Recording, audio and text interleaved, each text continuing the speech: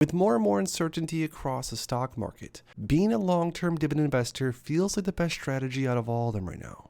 Investing into stocks and ETFs that have consistent income, defensive qualities, long-term returns, and diversification can separate you from the rest of the market when it seems like the rest of the world is melting around you. JP Morgan's Equity Income ETF JEPI, which I'm sure a lot of you invest in and or are interested in, is a fund that seeks to provide income and total return potential by investing in a portfolio of U.S. large cap equities, and the best part of this, selling covered call options on the portfolio. Now, if you happen to not be very familiar with what a covered call strategy is, let me explain it to you in very simple terms. First, you would own a stock, or in JEPI's case, they own a basket of different stocks to remain diversified. Number 2, you sell a call option on that stock and or groups of stocks. Number 3, if the stock price goes up and the option is exercised, you sell the stock at a profit. But if the stock price stays the same and or goes down, you keep all the premium that you received from the call buyer for selling the option. The idea behind a covered call strategy is to generate income from selling the call options while also benefiting from any potential gains in the stock price. However, it's also important to note that this strategy has limits on potential upside and gains on the stock. So if you are buying something and you want to be long a equity, let's say, and you're seeking the most highest potential possible on the share price or the ETF price, let's say, a covered call strategy might not be the best bet. But if you're an investor like me and you want to earn more of a moderate, consistent yearly percentage on your stock or on your holding, and on top of that have downside protection during volatility, like we are experiencing right now, for example, a covered call strategy could be a great one to employ. Now, when it comes to the monthly dividend for JEPI, because remember, JEPI does pay out every single month, the monthly dividend for JEPI is determined by the net income earned by the ETF during the previous month.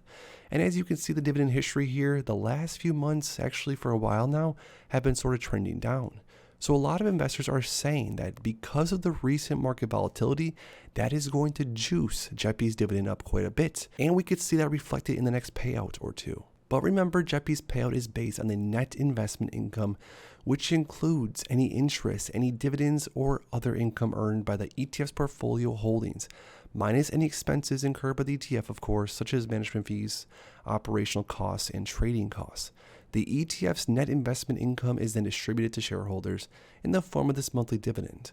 The dividend amounts may vary, like we've seen over the past months, depending on the level of net investment income earned during this period. So just to look at the last few months, JEPI's dividend has went down quite substantially. Back in December, JEPI paid out 57 cents per share. And if you look at February, 41 cents per share is what was paid out. That is quite a difference, 57 to 41, especially for investors that hold a lot of shares of JEPI. But like I said earlier, is this next dividend going to be nice and big because of the recent market volatility? Are the covered calls going to work their magic? And are we, the JEPI shareholders, going to finally see a 50 cent plus dividend once again? Well, the short answer is not necessarily. Just because of the market volatility, we don't necessarily know for sure yet if JEPI's dividend is going to be much larger. While it is true that increased market volatility can result in higher premiums for the call options sold by JEPI, which in simple terms means when there's more action going on, when there's more buyers and sellers, options premium can be juiced up. And remember, JEPI is a seller of options, not a buyer. So this can increase the income for the ETF.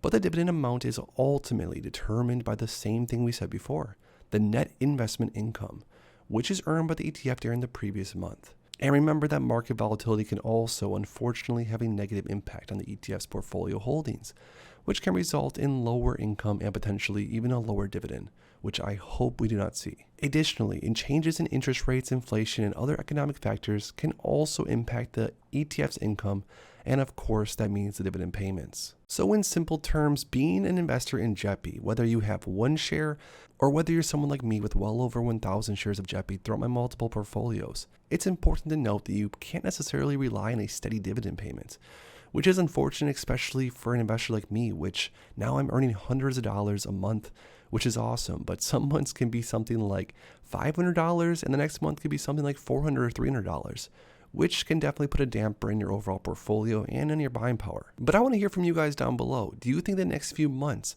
of JEPI's dividends are going to be raised back up to where we saw a number of months back? Or do you think we're going to see a few more months of lower dividends before hopefully the tables turn again? If you enjoyed this video, please drop a like on the video and subscribe for more videos like this in the future. Thanks as always, and I'll see you guys in the next one.